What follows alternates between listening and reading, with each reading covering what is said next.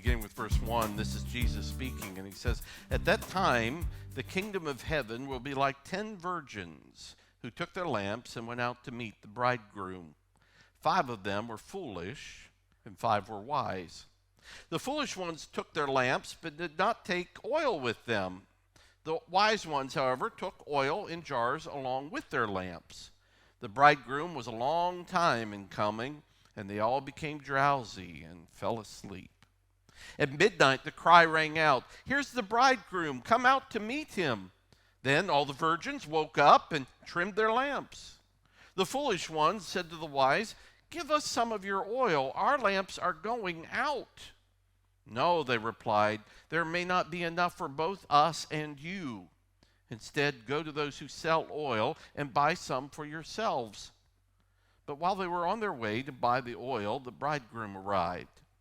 The virgins who were ready went with him to the wedding banquet, and the door was shut. Later, the others also came. 'Lord, Lord,' they replied, 'open the door for us.' But he replied, 'Truly I tell you, I don't know you. Therefore keep watch, because you do not know the day or the hour.'" May God add his blessing to that word. You can be seated.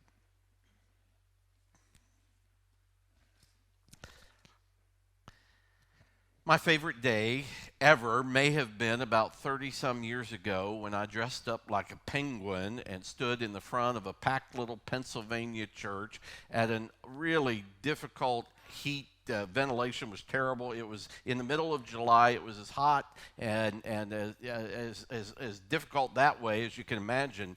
But suddenly this beautiful vision of a bride came down the aisle to meet me and said in front of God and all those who were present, "I do." Amazing. Surprising perhaps, but one of my favorite days ever. And of course, we got that ceremony on video, and we did watch it a few times, or I should say we had it on video until someone accidentally taped it over it with the 2002 Ohio National Championship game against Miami. You know, remember those VCRs? And yeah, that was a really good day too. So at least I had that going for me. But weddings are a big deal. They're a huge celebration. Expensive in so many ways, of course, in our culture. But the truth is, if you really want to know anything about the Middle Eastern culture at Jesus' time, our attitude toward weddings could hardly really be compared to that of the first century world. In today's society, we have reason to celebrate all kinds of things regularly. My son Caleb this week turned 26. We went out to Cheesecake Factory on Friday night to celebrate. In fact, my parents are coming in town. They'll be here in the next service. We'll probably go out again to celebrate his birthday. Yesterday afternoon, I went to the Fall Festival at our Elyria campus. You know, they welcomed 132 guests on the campus that day. Yeah, it was tremendous, exciting. Celebrate. But in the first century, besides the religious festivals, a wedding would have been the highlight, the full diversion, the biggest diversion of the year. In a small village where very little ever happened, everything would be put aside when it came to a wedding. A rabbi would even be permitted to leave his study of the law until the wedding was over. It was a big deal. You can imagine then, as Jesus begins to tell this story, the crowd leans in when he tells them, "Let me tell you about a wedding." He had their attention. He says there were 10 virgins, bridesmaids. I think that is a good translation, virgins, because they went out to with their lamps to meet the bridegroom. He was coming. He was on his way. Now, those listening understood, of course, what Jesus was saying. They had a way about doing weddings in that day, which are different than ours.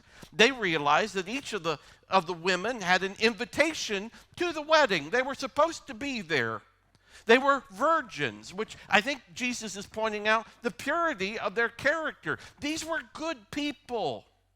They all had lamps. That meant that they had some light in their life. And so these lamps were to be used to light the path of the bridegroom when he came to town. Let the light shine. Now, Jesus says that 5 of these were wise, and 5 of them were foolish. All 10 had oil in their lamps, but the 5 wise women took some extra. They brought with them some jars of oil because they didn't know what might happen. They didn't know how long it would take, so they brought an extra supply. But as it turned out, the bridegroom is later than anyone expected. You see, today when we have a wedding, we kind of have an idea of when it will take place. Invitations are sent out before the invitations. We now have the save the date. Then we do the invitation, and the invitation will tell us, well, it'll be 4:30 on such and such a Saturday. And I just want you to note, and this is maybe a bit of an aside, but you need to check the Ohio State football schedule in the fall before you schedule your weddings, okay? Just kind of a word there. But you would be aware of the wedding date and the time of the wedding. And, maybe you've been to a wedding and it started 5 minutes late. Or maybe you've been to a wedding and it started 15 minutes late. Something happened, nerves, whatever. And in fact, maybe you got a little nervous. 10 minutes goes by, 15 minutes goes by. Everybody gets a little nervous in the group. I've been there. I do remember one wedding, and this was years ago, I performed when the father of the bride didn't show up, and we just were waiting and waiting and waiting. Well, finally, he shows up, but during the period of waiting, the ring bearer wet his pants, the poor guy. And so when Dad finally shows up, he's ready to go. We're ready to get started. But Aunt June there is drying Joey's little pants, trying to get ready for the rest of the ceremony. Things can go wrong at weddings. I don't know if you've ever been at a wedding where something didn't quite go right. But in the more leisurely time of Jesus' day, only the groom knew when for sure he would arrive. He had to have the house ready. He had to make sure that when he welcomed his bride, that the home that he had prepared was ready to go. So it wasn't a particular hour or even a particular day when the wedding would occur. In fact, one could possibly wait a week or 2 weeks for the bridegroom. However, when he decided to come, he was obligated to send a messenger running ahead, shouting to everyone in the village, "The bridegroom is coming. The bridegroom is coming."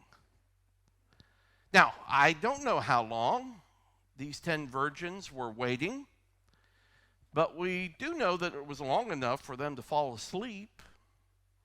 And when they finally heard that cry, with that announcement, the virgins are awake, they're attempting to get themselves ready for the celebration to come. Their job is to light the way, light the path for the bridegroom, and to alert everyone in the village that he's about to arrive, he's coming, he's following us. But the 5 foolish ones realize they're going to be short of oil. Their lamps are beginning to burn dim. Some of them may have already gone out. And so they appeal to their 5 friends, the other 5 who have some oil. Can we have some of yours? No, there isn't enough oil for both of us. Go to the shop, they say, and buy some for yourself. And you can picture these women frantically running through the streets, which are by now dark, hoping to get someone to help them with oil. And in the meantime, the bridegroom comes along. The wedding party moves on. And so when these 5 foolish virgins get back, they find the wedding has already begun. The celebration is in full view. It's great on the outside. They're listening in, but the door is shut to them. Now, I want you to remember, they were invited. They were supposed to be at the wedding. They had intended to light the way for the bridegroom. It's just that their lights went out. Their lights had gone out. And then we hear the bridegroom's haunting words. I don't know you. And the door remains closed. This isn't a happy story. It's difficult if we think about the ramifications. Jesus sums it up with a moral. Be on the alert then, for you do not know the day nor the hour. And we can maybe insert there for my return. That's how we take this. That's how we view this parable. And thus, I think Jesus makes the lesson perfectly clear. We need to be ready for his return whenever it comes. We don't know when that day may be, but we need to be ready. Our light needs to be on, lighting the way for his return. And the secret of being ready is having an adequate supply of oil. Oil allows for fire. Make sure you have enough of the Spirit of God in your life that keeps the fire burning as long as it takes. Now, there are a couple of ways, of course, that we can think about Jesus' return.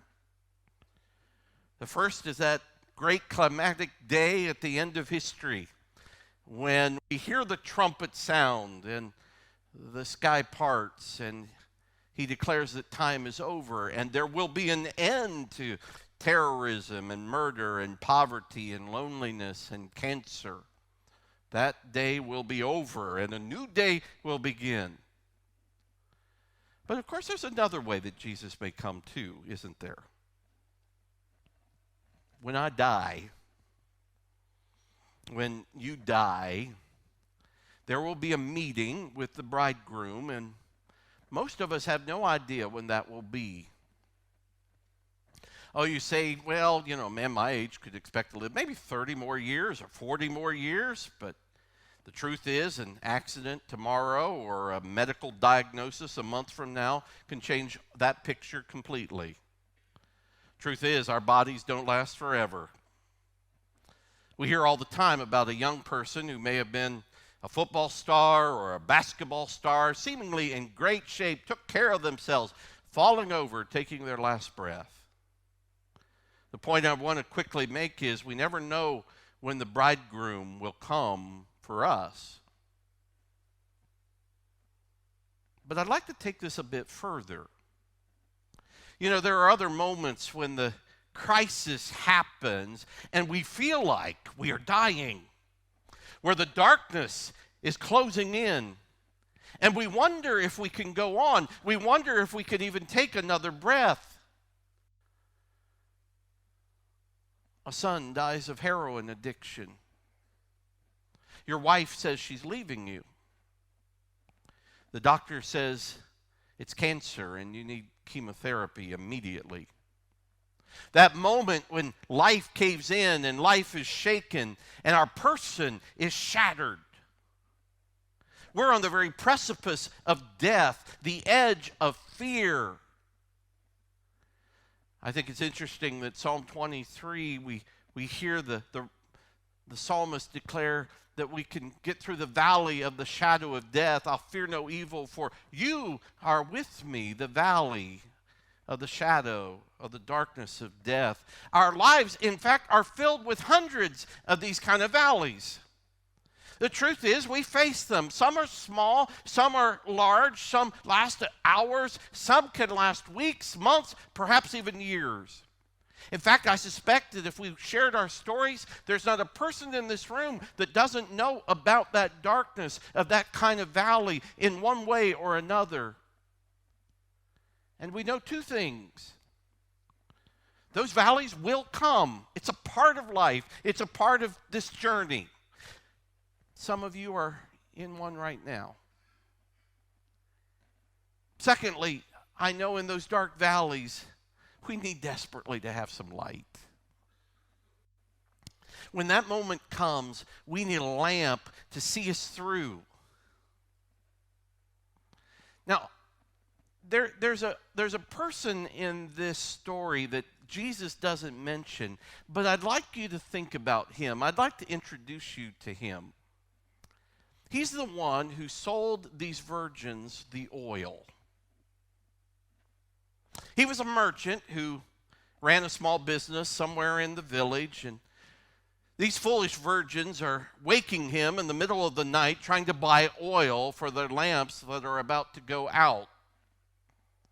But I wonder, if you take a step back prior to that, what was it like for him and them initially when they went into his shop and they asked him for some oil? He might have asked them, how much oil do you need? How much oil do you want? And they tell him, oh, just give us enough to get by. We want this oil for our lamp. We're going to a party. And I almost imagine this merchant pausing a little bit. Now, why are you buying this oil? And he realizes it's not just for any party. It's not just for any old thing. It's a wedding, they answer. We're part of a wedding. We're part of the party. And I wonder if he didn't say, in that case, you never know how these things are going to go. Maybe you should buy some extra. Maybe you should buy some more. You never know how late the bridegroom might be. It never hurts to have some more oil. And they might have thought that, well, here he is, the merchant. He's trying to make a profit of us. He's trying to make an extra coin or a little bit more here himself, and that's his business. Of course he's going to tell us to buy more. Or maybe they thought, well, he's just a worrywart. We know how these things work. A person who always thinks that the worst is about to happen, but we'll surely have enough oil. And so they thought to themselves, we can always come back for more if we need it. And I wonder if the merchant didn't shake his head because he's seen this happen and play out before as they leave. You see, I want to just pause here and say this. I think I understand a little bit about what that merchant must have been thinking, because I'm a pastor. It is my profession. It is my calling to persuade people to purchase a little more oil. Get enough oil for light in your life. To walk in the Spirit of God, to know Him, to seek His face, to be filled up with Him to overflowing. Regularly, I say, boy, it might be a good thing to join a Bible study group. Or I say, maybe a growth group is for you. It'll encourage you in your faith and your walk. Or make sure that you have that quiet time with God in the morning, or just as you go to bed, where you're just in His Word and it's just you and the Lord, and all the while that you're giving Him an opportunity to fill you up. Above all things, know Christ personally. Be His friend and make sure He's yours. And we need that light. It's a good idea, the light that Jesus Christ offers us and only He can give us. So that, yes, we can light the way for His return so that others know that we're His and we belong to Him. And there's fruitfulness and abundance in that. But it is especially important for those moments in our life of crisis that we inevitably will encounter. That valley of the shadow of death where we so need to have enough oil to find our way, to keep going. I wonder how that merchant felt when the girls came pounding on his door at midnight, desperate to buy more oil. I wonder, did he get upset? Did he tell him what was on his mind? Listen, I told you. Did he grumble and complain? I warned you, silly, foolish girls. I told you to buy more. I knew this could happen. And a person often needs more than they think. You can never have too much oil. You can never have too much oil. And so I want to ask each of us this morning to take a look. How's your oil reserve? You know, it's a good idea to keep buying oil. And the reality is, it's one of those things that we just need to keep making a deposit over and over again, year after year, day after day, month after month, even when it seems maybe a little excessive. But when the time of crisis comes, it's helpful to know that there's enough to see me through, that there's enough to get me through the darkness. Now listen to me. I'm not saying, well, you come to church and you go to Sunday school class, or you join that small group, or you read your Bible every day. I'm not saying that by doing that you're going to gain brownie points with God. That's not what I'm saying. What I am saying is, when you keep buying oil, when you keep purchasing a reserve week after week, you become faithful year after year. You faithfully keep coming to church. You hang in there with that Bible study group. You learn to find ways to grow in your faith. You are more than likely going to have enough on hand when it gets dark. So make sure you have enough oil. Pastor, come quick. I'm in the hospital and I need to talk to you. Pastor, our marriage is falling apart. We need you to counsel us. And you know, because God has given me a shepherd's heart, I do my best. I try to be there. I try to show up. I want to help. When a loved one has died, I will preach the funeral. But you know, I know this. Some are like foolish virgins. In the hospital, they want a crash course on the healing God. They want a crash course on prayer. They want to know it's going to be all right. Their marriage is falling apart. It's been happening for years. You haven't seen them in church for months. And they want answers to fix their partner's selfishness or addictions. And they want me to assure them that their loved one is in heaven, when I don't know if they ever made a decision for Christ. And you know, it's my heart. I'm going to do my best.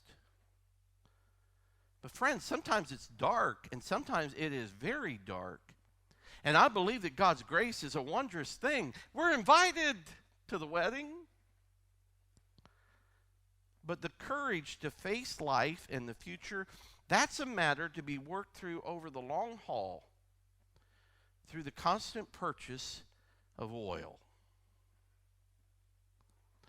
It's been a few years ago now, but I remember a woman named Debbie in our church. She had attended our church for a few years, and then she was diagnosed with an intestinal cancer. A family member had invited her to our church, and she dove right in, and she got to know us and was a new Christian, but she grew rapidly, and she attended various functions, women group, and Sunday morning was faithful. But after she came to Christ, she did experience this cancer. And of course, there were doctor's appointments and chemotherapy and the realization that her body was going to give way. But boy, did she shine, at least for me. On the night before she died, I went over to the hospice where she was staying. She was actually sitting up at the time, and her response was, "Oh, Pastor, thank you, but you don't need to be here. You should be visiting someone else. I hate to take you away from your family." That's what she was thinking about. She said, "I'm not afraid. Jesus is here." Now, here was this woman. She was in obvious pain. It was a difficult moment. But she asked me, how's your mom? My mom had just fallen and broken both of her ankles at the time. And she knew that. I don't know if she'd been listening in to our services or exactly what, but she knew. And here she was about to die. And here she was concerned about my mom. Why? Because she had a lot of oil. A lot. So what about you? Oh, Jeff, things are fine. Going along really, really well. I'm good. But are you ready when the bridegroom comes? I want you to notice this, and to tell you the truth, this is the part of the parable that probably disturbed me the most as I look at it. When the foolish virgins realize that their lamps are going out, notice what they did first. They asked their friends for some of their oil. That makes sense. Yeah. They realize the oil is going out, but their friends have extra. I'll ask them. And yet take careful note of what their friends say. They say they can't give oil to them because they might not have enough for themselves. They tell them to go out and buy some more. And does that strike anyone as a little bit selfish? Even unchristian? I mean, are you kidding me? But then I realized that these are wise virgins, and maybe they're not as harsh as we might originally think. They're simply underlining a very important fact of life and faith. And that's no one can make it on another person's oil. No one can make it on another person's oil. We have to go to the marketplace and buy it for ourselves. Son and daughter, you can't make it on your parents' oil. You got to find it yourself. And how much do you want today? I've often wished when I'm with somebody who is struggling that I could give them my faith. Take it, use it. I'll let you have it. But I can't, not really. I can encourage and I can lift up and I can even point the way and encourage them to buy some more. But I can't buy it for them. We can't even give it to them. We can't make it on our parents' supply of oil or our spouses or our pastors or our friends. No, we have to make the decision to purchase it ourselves. And so this story, it's tragic and we don't like it because these women don't get to the party. And when it ends, these 5 foolish virgins are outside looking in and they're listening. And inside a celebration is going on. There's laughter and food and dancing and music. It's a fun, wonderful place to be. But these foolish virgins are on the outside in the dark knocking on the door. And friends, remember this. Jesus didn't say, hey, these ladies were bad. There was no way they were ever going to come to my party. They weren't unwelcome. They had an invitation. They were invited to come. They were supposed to be there. But they were foolish. They weren't supposed to miss the party. They just didn't take advantage of the opportunity that they had right in front of them. And so I remind you today, you've been invited. Jesus Christ wants to know you. He wants you to know him. He came to this earth very clearly so that we could receive him and accept his forgiveness and be a part of the party someday. You've been invited. Are you going to purchase some oil? Jesus tells this story because he wanted to convince us to be wise. He told these foolish virgins, I don't know you. But I want you to know he knows us in this room. He wants us to be wise. And I think he's asking us today, do you have enough oil? Maybe you should buy some more. Maybe your light is growing dim, and you know it. You see it in your heart. You see it in your reactions. You see how distracted you are in your life. But today there's an invitation. I need to get serious in my faith with the Lord Jesus Christ. I want to know him, and I want him to know me. I don't want to miss the party. Don't be foolish. Are you willing to buy some more oil today? I'll tell you what, it's a buyer's market. It is. Go to the gas station, man, it's always going up, but he offers it freely if you just receive it.